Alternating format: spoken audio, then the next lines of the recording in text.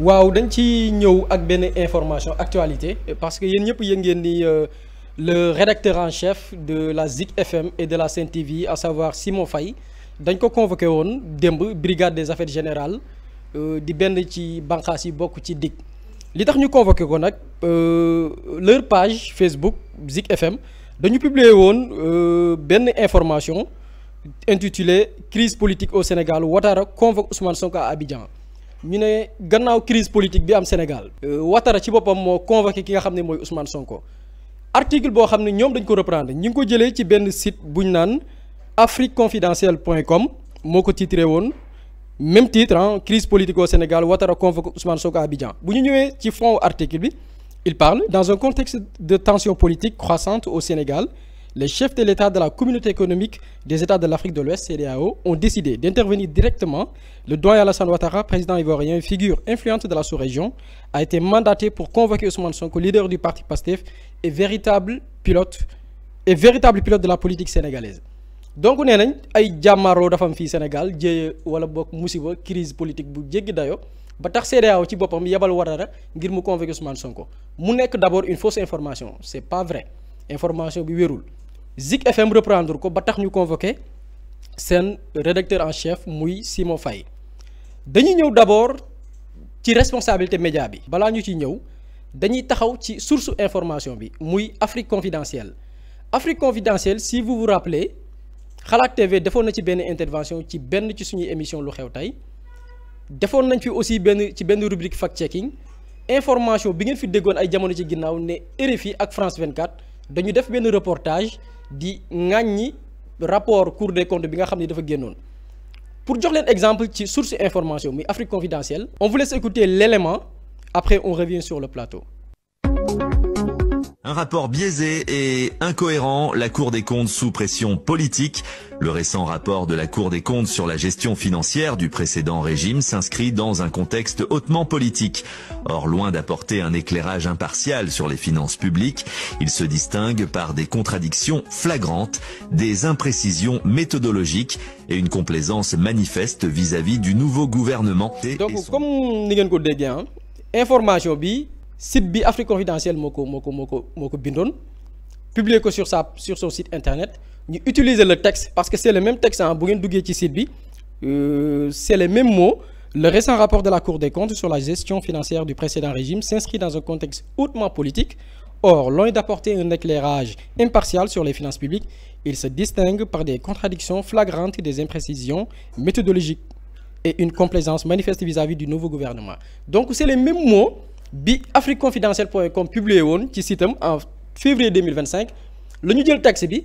utiliser benn voix off boo xamante ne nii soit parce que boo ko déggee c'est une voix originale du voix boo xamante ne nii peut-être dañ ko falsifier mais il y a des plateformes comme on l'avait expliqué ci benn vidéo il y a des plateformes comme Fiverr yoo xam ni da ngay am sa texte soit da nga koy générer par l'IA ou bien beneen texte boo xamante ne nii peut-être journaliste moo koy bind nga proposer ce site là avec des voix réelles ñu defal la une lecture ou bien produire la benn voix off boo xam ni da nga koy jël utiliser ko ci anam bi nga ko bëggee ñoom nag ils ont utilisé cet article bi nga xam ne Afrique confidentielle moo ko bindoon def ci une voix off def ci logo France 24 et RFI pour manipuler et d'ailleurs la rédaction bi nga xamante ni ñoom la ñu attribué woon article bi muy RFI ak France 24 defoon nañ benn communiqué jamono yooyu weddi ni article bi bawoo kowul ci ñoom. dañuy taxaw balaa ñu ñëw ci responsabilité du média concerné actuellement bi ñuy wax muy Zik FM et seen rédacteur en chef muy Simon Faye média bi bu ñu taxawee ci média muy Afrique confidentielle du la première fois muy véhiculer ce genre de fausses informations si vous vous rappelez affaire général Kandé je pense que biñ ko nommé woon ci ambassade bu New Delhi en tant qu'attaché militaire c'est ce même site internet moo publié woon que ni général bi liggéey bu am solo bi muy def dans le sud di xeex ak rebelle yi moo tax nguuru Ousmane Sonko jëlee ko fa bëgg koo exiler alors que ba d'ailleurs il y avait une information qui avait circulé ne général bi sax am na ay bras ou bien des éléments yoo xam ne ñi ngi ci biir armée yu ko fas yéene soutenir di insinuer peut-être benn coup d'état on s'est rendu compte que ni cette information est fausse général bi ci boppam bañul dem benn ci médias yi nga xamante ni nii mooy servir de relais à une classe politique ou bien benn lobby politique bi fi nekk ñoo ko véhiculé woon alors que c'est une fausse information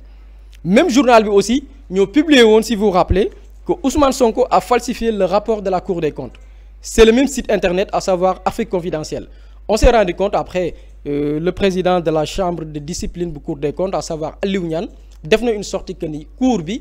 jotul ay instructions, dañuy liggéey en toute indépendance. Il y a d'autres exemples. On peut prendre même beneen exemple bi gën a grave. Site bi récemment déggoon ngeen fi ni ministère de l'intérieur dafa jël ndogal policiers yi Macky Sall recruté woon des volontaires ñenn ñi sax xëy na peut-être sax defuñ armée mais pour utiliser leen pour jàmmarloo population bi ci les tensions politiques yi fi amoon entre 2021 et 2024 Macky Sall recruté woon en masse ay doomi aadama ministère bi mu ñëwee dakkal na ces contrats là yi nga xam ne yu ci bari sax arrivé woon na à terme bi loolu amee c'est le même site Afrique Confidentielle, je répète, moo titré si sitam les 312 policiers et 500 gendarmes limogés, ils seront remplacés par des jeunes de la milice Pastef MFDC. ñu ne policiers yi nga xamante ne nii dañ leen recruter woon ci anam gi sax boo xoolee dañ koy xoolaat ndax jaar na yoon ou pas ak yan mission la ñu def biir police jamono bi ñu leen recruter ak manifestation yi journal bi ou bien le site ne dañ leen di remplacer ak ay rebelles on peut l'appeler ainsi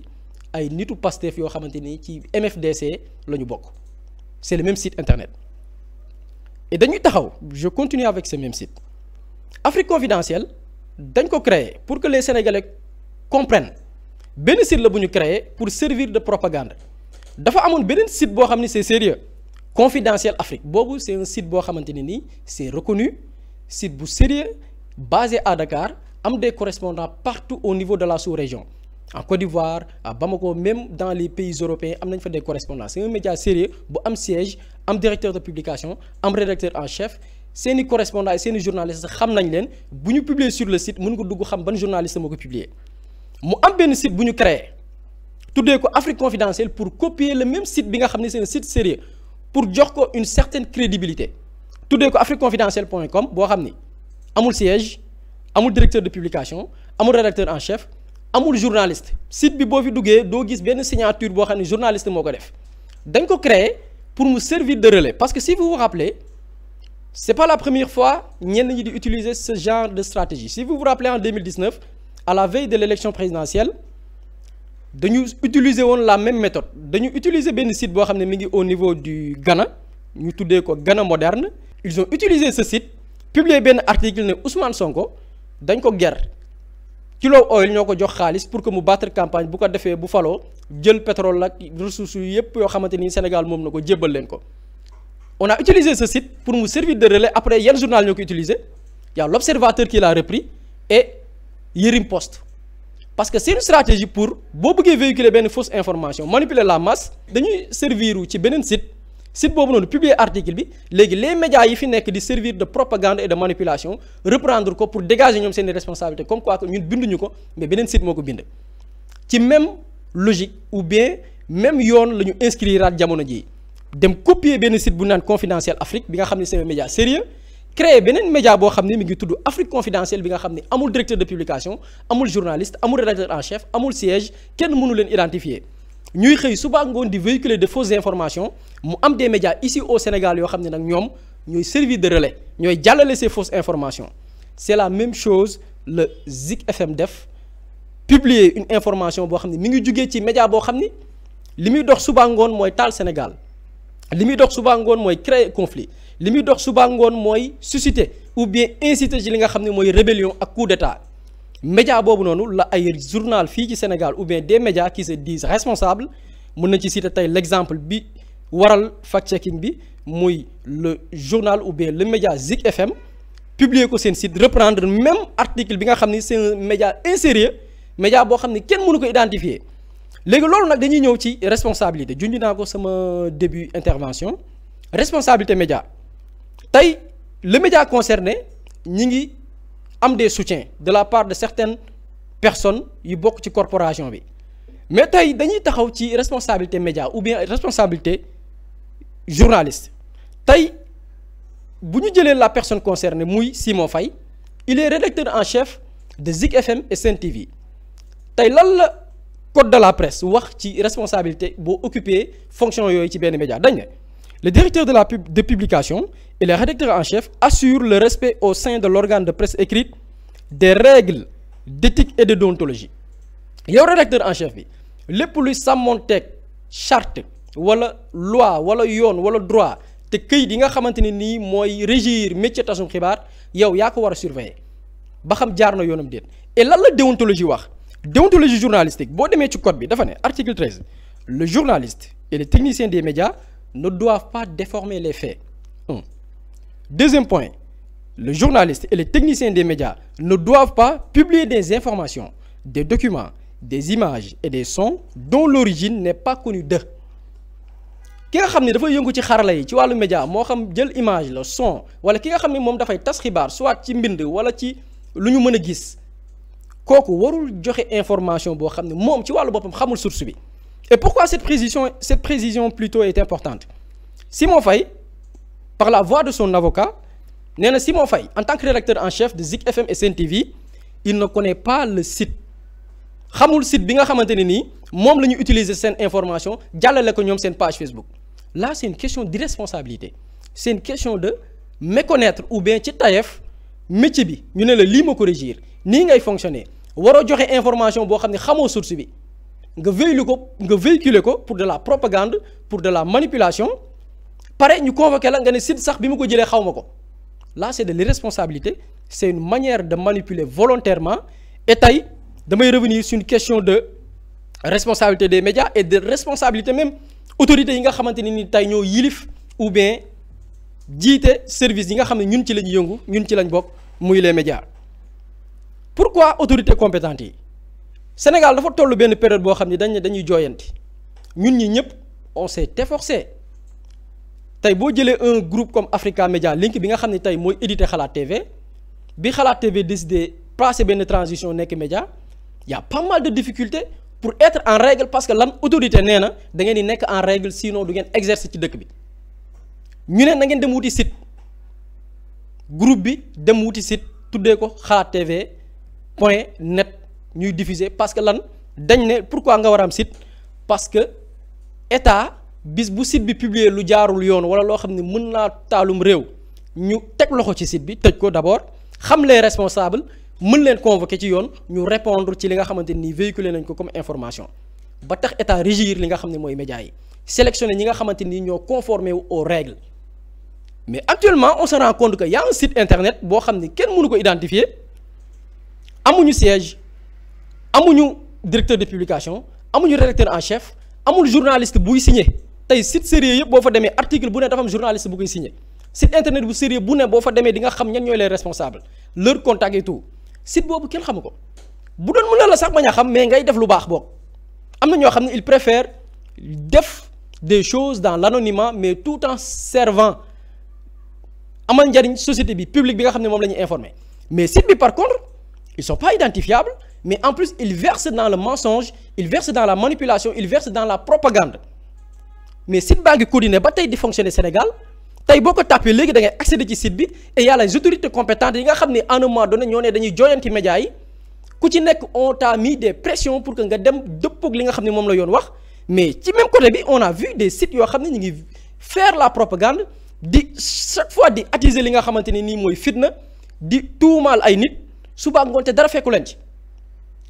Des médias yi nga xam ni on peut les appeler des médias irresponsables di reprendre seeni informations sans vérification alors que y a le code de la presse buy wax que ni média bi ou bien le journaliste amul droit reprendre benn information boo xam ne xamul source bi mais même boo xamee source bi sax da nga war a am le traitement de l'information dafa war a obéir à un processus collecte traitement recoupement avant diffusion di soog a ñëw même bu la joxee information da nga def recoupement bi vérifier l'information bi est-ce que vrai na ou pas mais nga soog a diffuser. Mais on voit bien une irresponsabilité bu am à travers nos médias et tey on parle de soutien on parle de corporation je vois même des journalistes yoo xamante ni à un moment donné xawoon nañ fi Kobos Xalaat TV tey il affiche benn soutien ci des gens yoo xamante ni tey dañu ne source même bi ñu véhiculer information bi wérul xamuñu ko. Donc là il va falloir situer les responsabilités il va falloir que l'autorité jël ay responsabilités par rapport benn ci média bi nga xam ne dafa dëkk ji joxe des fausses informations mais aussi les médias qui sont au Sénégal yi nga xam ne ñooy servir de relais. Man actuellement je vois benn campagne bu ay nit tëgg créer leur plateforme ci benn côté utiliser des médias locaux yi nga xam ne ñooy servir de relais de propagande di jàllale ces fausses informations tey man je me dis que suñu sécurité moo nekk en jeu suñu stabilité réew moo nekk en jeu tey ay médias bu ñu demee ba mën a véhiculer ne Sénégal dafa nekk ci crise politique bu doy waar ba CEDEAO sax ne dafay intervenir Sénégal lan moo fi am nit ñaa ngi doxi seen i soxla jàmm a ngi fi fitna xëy na peut-être bi ñuy dund mooy ñàkkum koom ngoo xam ne régime bi fi jógee ñoo ñu ko teg ñuy xool ni ñu ciy génnee tey des gens se permettent de créer des problèmes utiliser des médiums yoo xamante ni nii xamuñu leen kenn reconnaître leen ay médias fii irresponsable de reprendre là il va falloir que autorité jël ay responsabilités am na solo li nga xamante ni daal dina koy wax moom Boury Diakhaté xam naa ni ci loolu sax la ñuy daal di dem Ismaïla dama lay daal di bàyyi rek par rapport ak article bi nga xamante ni si des médias daal dina koy dugalaat ba jamono ji taskatu xibaar bi di Simon Faye yoon daal di koy teg loxo. waaw xam nga dafa am lu Boury liir sànq mu nekk lu am solo mooy li ñuy woowee éthique ak déontologie ci wàllum journalisme responsabilité ku ñuy woowee rédacteur en chef wala ku ñuy woowee directeur de publication. jamono li ci ginnaaw dañ fi def fact checking vérification ginnaaw bu journal La Tribune defee benn article di wax nombre d'emplois yi nga xam te ni dañu ko ñàkk ci secteur BTP mu nekk plus de 10 000 xaw ma 100 000 emplois yoo xam te ni perdre nañ ko ci secteur BTP bi ñun bi ñu gisee titre bi automatiquement daf ñu alerter ñu ne comment ci benn secteur kese naka la ñu mën a perdre lu tolloog 100 000 emplois à l'espace de 6 mois ñu def sunu gëstu ba kii journaliste bi nga xam te ni moom moo bind article bi. avant ñu dem ci loolu parce que comme ni ko Boury waxee un journal premier responsable mooy le directeur de publication après le rédacteur en chef ñooñu la seeni responsabilité engagé bu fekkente ni journal bi dafa véhiculer une fausse information wala lu demee noonu donc ñu woo ki nga xam te ni moo nekk directeur de publication bi mu ne ñu xaaral ma orienté leen ci journaliste bi ko bind donc cela veut dire que ni moom en tant que responsable bi nga xam te ni sa responsabilité est engagée bu infox amee bu diffamation amee moom sax xamul lan moo tënk xibaar boobu noonu ndax dëgg la ou pas daf ñu renvoyer directement ci journaliste bi nga xam te moo bind article bi dégager ay responsabilités am bu dee ci wàllum yoon boo demee foofu mënoo fa dégager ses responsabilités même bu fekkente ni man maa bind le directeur de publication la ñuy woo wala le rédacteur en chef yoon xamul journaliste bi moo ko bind parce que code de la presse moom moo ko waxee noonu sunu justice moom moo ko waxee noonu nga d'accord ci tënku ci nangoo endosser responsabilités yooyu bi ñu ko woowee donc moom jëlul ay responsabilités am daf ñu renvoyer directement ci le journaliste bi nga xam te moo bind article bi ñu woo le journaliste fan la teg information ba joxe chiffre exact mooy ëpp na ko sax waxtaan naa ak ñu nekk ci secteur bi boo xoolee maçon yi doon ci liggéey boo xoolee charretier yi nga xam te dañ doon yóbbu garawaay yi ak béton beeg yooyu noonu sax ñooñu ñëpp liggéeyatuñ ëpp na sax chiffre bi ma wax mais mënu la jox lu concret donc loolu lan ngay wax mooy du ma wax sax média yi parce que groupe de presse la li ngay nemmeeku ci rajo bi moom ngay nemmeeku ci site internet bi moom ngay nemmeeku ci télé bi moom ngay nemmeeku ci journal presse écrite bi donc c'est un groupe de presse boo xam te ni amuñu rigueur ci li ñuy def respecté wuñu li nga xam te moo nekk les normes yi nga xam te ci la ñu war a jaar pour pratiquer ce métier respecté wuñu ko après loolu nag Boury wax na ko on a un état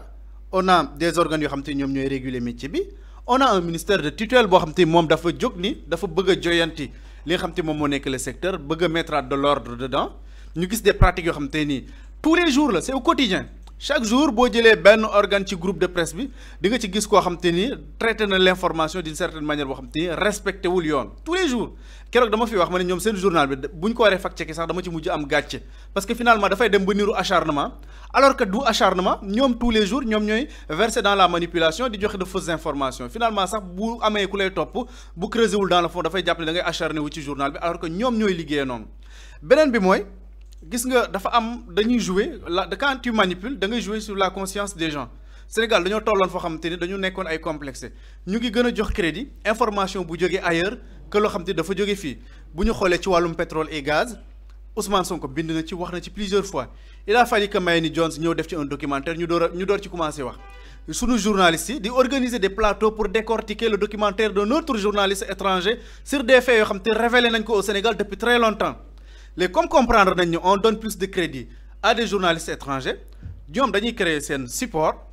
def comme si support bi ça se trouve à l'étranger domicilier ko à l'étranger Boury je sais pas ndax ñëw na ci ou pas c'est très facile de domicilier benn site internet ou benn affaire nga ni c'est hébergé aux États-Unis c'est domicilié aux États-Unis alors que l'activité se passe ici au Sénégal mais fi ñu figurer ses responsabilités mooy du ñu signer article benn article du ñu ko signer ci journal donc comme gëm nañ ni comme nit ñi li jóge fële la ñu gën a gëm que li nga xam te ñun ñu ngi koy liggéey di ci def ay recherche di ci def ay investigation fii ci sunum réew donc loolu la ñuy def créer un support boo xam te ni c'est hébergé à l'étranger di ci véhiculer li nga xam te moo nekk seen i manipulation donc tout vient du Sénégal fii la ñuy tëggee lépp fii la ñuy bindee lépp fii la ñuy defee lépp Buri joxe na exemple sànq li nga xam te moom moo xew le 19 janvier 2019 bi nga xamante ni jël nañ benn site Moderna Ghana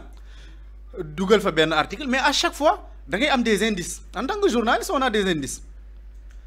journal bi nga article bi ñu publié woon ci Moderna Ghana nii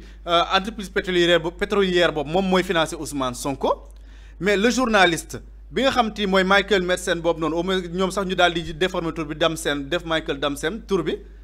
kooku noonu dafa def enquête bi mu defee enquête remonter l'information vers le journal Moderna Ghana ñoom ñu ne ko dañu am benn rubrique bu tudd contribution parce que journal yu bëri dañuy am rubrique contribution yow mën nga bañ a nekk journaliste wala mën nga bañ a liggéey ci organe bi mais nga bind benn contribution envoyé leen ko bu ñu gisee ni c'est intéressant ñu publier ko donc peut-être aussi ñoom am na fu ñu wax foo xam ne ni am na faille parce que mënoon nañu vérifier carrément l'information mais boo xoolee li nga xam te journal bi wax na ko sax mooy ki woote koo xam ne dafa am accent africain la ba pare ni ñoom pare nañu sax pour fay pour ñu publier article bi pour te dire comment la leen désinformation jaral mais le journaliste bi ñu attribuer article bi bu mu defee des recoupements def ak yoon journal bi recoupement yi fan la ko conduire un journaliste qui s'appelle Baba Aïdara foofu la ko ay investigation mi yóbbu mu woo journaliste Baba Aïdara boobu noonu mu ne ko bon peut-être dañ ko piraté woon joxe ay layam donc mais li nga xam te moom moo nekk tey la situation mooy dañu attaqué souveraineté Sénégal dañu attaqué intégrité Sénégal dañu attaqué sécurité publique Sénégal comment mooy boo nee ñu 3000 ou 300 policiers et gendarmes yoo xamante ne nii ay volontaires la ñu woon du ñu woon sax ay gendarmes ñu ne leen seen contrat dafa jeex 4 ans lañ signé woon 4 ans yi jeex na libéré nañ leen remercier leen pour service rendu à la nation loolu mooy la situation benn journal bind ni ñooñu dañ leen a dàq war leen remplacer par la milice pastifienne ak les rebelles du MFDC loolu la ñu wax c'est une question d'intégrité et de sécurité publique moom la ñu attaqué Sénégal pour moins que ça des pays comme le Mali bi ñu accès ci benn situation politique ils ont vu que ni y a de l'ingérence à travers des médias dañu jël décision ne journal tel d'autres émettre biir Mali dañu ko bloqué parce que c'est facile à faire tey ce site là buy manipuler di informer d'une manière injuste di attaquer sunu sécurité nationale mën nañu ko bloquer Sénégal en 2 minutes ñu jël des décisions journal boobu noonu kenn dootu ko am Sénégal kenn dootu ko lire Sénégal mais bu fekkente ne nag peut-être la question c'est pas préoccupante pour les autorités jàpp nañ ni jaru ko nañ ko bàyyi mu continuer di diffuser Sénégal mu site bi gën ne accessible ba léegi lu mu publier sans signature ni rien yeneen journaux yi reprendre ko encore de continuer ci donc c'est aux autorités de voir l'urgence bu ñu jàppee ni ñoom ñi nga xam te dañuy fenal suñu armée di fenal suñu police nationale di fenal suñu gendarmerie di fenal suñuy autorité ba naan suñu premier ministre sax beneen président daf ko convoqué bu fekkente loolu yëpp c'est pas assez grave pour ñoom nañ ko bàyyi mu continuer di émettre bu fekkente ni aussi un journal un groupe de presse boo xam te ni déjà qui devait même pas exister parce que le président de la République wax na ko keroog quelqu'un qui doit des milliards à l'État du Sénégal quelqu'un boo xamante ni ci corruption ngay dund corruption mooy lan da nga dem un journaliste nga di ponctionner salaire am ne ko lii dama koy dugal ci impôt dama koy dugal ci ay cotisation sociale ba pare lekkaat ko kooku noonu nga mën a def loolu noonu cumuler loolu noonu mu nekk des milliards yow déjà te quelqu'un boo xamante ni yoon daf la war a teg loxo dañ la war a arrêter nga continuer di verser dans la manipulation dans la désinformation bu fekkente ni aussi c'est pas assez grave nañu bàyyi ñu continuer donc c'est aux autorités de juger ñun ay journalistes lañ li ñu mën mooy constater rétablir les faits fact-checking comme on fait mais c'est à l'État nag de prendre certaines décisions bu fekkente ni journal boobu noonu ñu héberger à l'étranger tout li mu wax yëpp c'est pas assez grave pour ñoom na continuer bu fekkente ni ces journaux hors la loi des délinquants fiscaux bu fekkente ni aussi li ñuy def c'est pas grave aussi nañ continuer donc commentaire boobu laa ci amoon.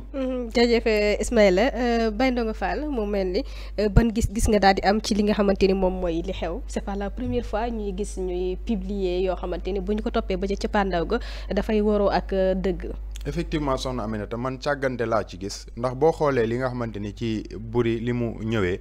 par rapport ak série de désinformation bi nga xamante ni journal bi def na ko te gis nañ ni du tey la ko tàmbali du démb la ko tàmbali jug na ci yoo xamante ni ay dossiers yu sensible la wax ci loo xamante ni waru ko woon wax mbaa sax ni mu ko waxee ñi nga xamante ni ñoo ko publier leer na leen ni information yi ñu joxe amul benn vérification bu ci am loolu itam dafay wax ni que ni on a beau interpeller mais il faudra que ki nga xamante ni mooy l'autorité compétente di le ministère de la communication télécommunication et du numérique mu jël ay responsabilités am ci li nga xamante ni mooy contrôle bi mu am ci média yi parce que def ay dispositifs yoo xamante ni da nga koy teg ne dañuy reconnaître ay médias dañuy fexe ba li nga xamante ni moom la ñuy traité information au niveau du Sénégal mu am mais il faudra que ñu bàyyi xel ni que tamit yeneen médias yi nga xamante ni ñu ngi à l'extérieur ñu am seeni ay liens yoo xamante ni doomi réew yi buñ ko cliquer buñ ci tapé dañ ciy jot ñun war nañoo am ay systèmes yoo xamante ni systèmes yu efficace la buñ gisee ni ñii kat ñu ngi versé wu dans la manipulation ñun ñu am suñu fullaay bopp bannir site yooyu noonu ci réew mi nga xamante ni amul kenn kuy mënati am accès ci site boobu nga xamante ni day dugg ci di naxasal xelu sénégalais xam nga parfois da ngay am désolation boo xamante da nga koy dund en tant que journaliste boo gisee ñoo xamante ne nee nañ la am nañ 15 ans 20 ans 30 ans d'expérience ci métier bi te ñoom ngay gis ñuy joxeñ baaraamu tuuma ci bassesse yoo xamante ne moom ngay gis ci milieu bi je me rappelle Ibrahima Bakhoum que je salue au passage suñu prof presse écrite la woon dañ doon wax naan sa yaay bu la jur bu xëyoon ne la am naa information nee na information boobu sa yaay jox la nee na piste la pour début pour nga dem defaat recoupement pour nga dem defiwaat gëstu xam nga yaay ni mu soriwee si doom da lay leer ni du jox doomam information boo xam ne da koy lor mais nee na sa yaay boobu jege la du bokk ak yow benn deret bu la ko joxee loolu piste la pour nga ubbiwaat ay enquête ay gëstu yoo xamante ni war nga koo mën a def yow journaliste bi nga xamante ni boo toogee di wax di nga xam ni kat yow information bi def nga les recherches yi nga xamante ni mooy les recherches requises gis nañ ni nga xamante ni moom la ñu daal di procéder et ce n'est pas la première fois def nañ ko ci li nga xamante ni mooy affaire générale Kandé bi def nañ ko ci rapport Cour des comptes bi je pense que du ma si dellu si waat ndax Buri ñëw na ci nu mu ci war a ñëwee dans les détails expliquer li nga xamante ni moo leen tax a jóg nga xamante ni tey ñëwaat ci problème mu sécurité réew mi moo ko tax a jóg ndax li nga xamante ni rek moo jëm ci wàllum policiers yi Ismaïla wax na ko sànq tey boo ñëwee nga jël ni ay MFDC ay rebelle ay milice militant Pastef lañ fa jël donc jàpp naa ni maîtriser woo li nga xamante ni mooy la République du Sénégal et que dañuy gis ni à chaque fois mënuñu réfuter la thèse que ni ay politiciens ñoo nekk ci ginnaaw te je pense que ni muy journalistes yi nga xamante ne à chaque fois ñoom ñoo nekk ci biir organe de presse yooyu noonu am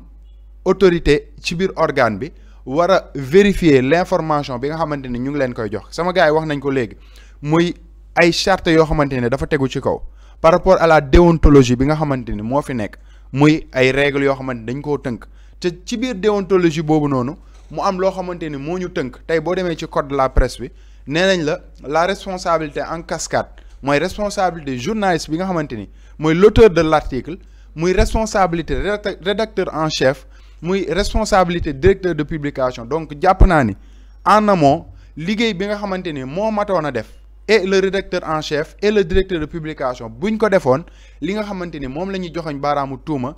kii mu dal di sunu confrère di Simon Faye du ko dal muy wane ni laxisme am na ci traitement bi nga xamante ni moom la ñu daal def waaye tamit boo xoolee Soxna Aminata diffusion de fausses nouvelles dafay lu doy waar ndax c'est une infraction pénale boo xamante ni état du Sénégal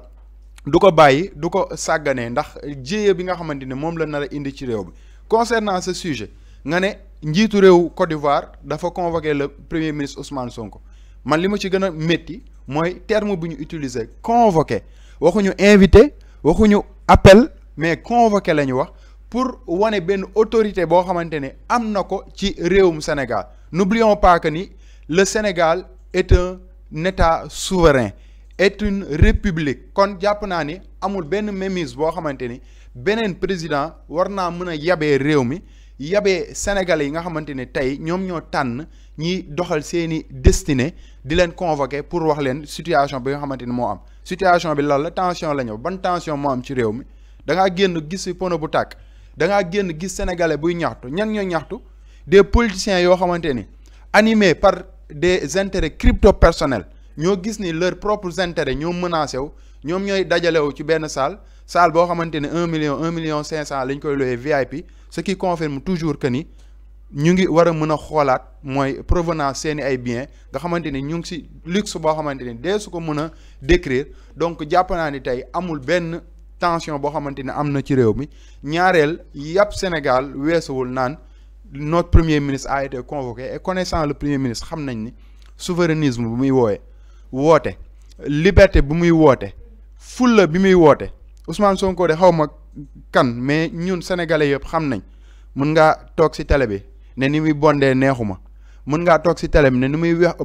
wengalee mbaxaneem neexuma mën ngaa toog si télé bi ne daa këpp yelwaanu gaay waaye nag fulla ak fayda moom boo demoon ba nami bi laajte kan mooy Ousmane Sonko xam nañ fulla xam nañ fayda te loolu mooy reflété waat fulla ak fayda bi nga xamante ni Sénégal yàgg na ko am démb yàgg ko am bërki démb donc jàpp naa ne yenn yi yëpp Sénégal la sax te jàpp naa ne ñi nga xamante ni ñooy les autorités compétentes war nañoo jël des mesures yoo xamante dañ ko teg ci ñi nga xamante ni ñu ngi dans la manipulation ndax bu ñu bàyyee mu continuer dina baax loolu ñu restructurer dina baax lu ñu naan diw ak diw la ñu reconnaître mais bàyyiwaat nii day mel ni si vie de jungle la ñuy dund lu waay neex def nga xamante ni réew mi mooy jaxasoo.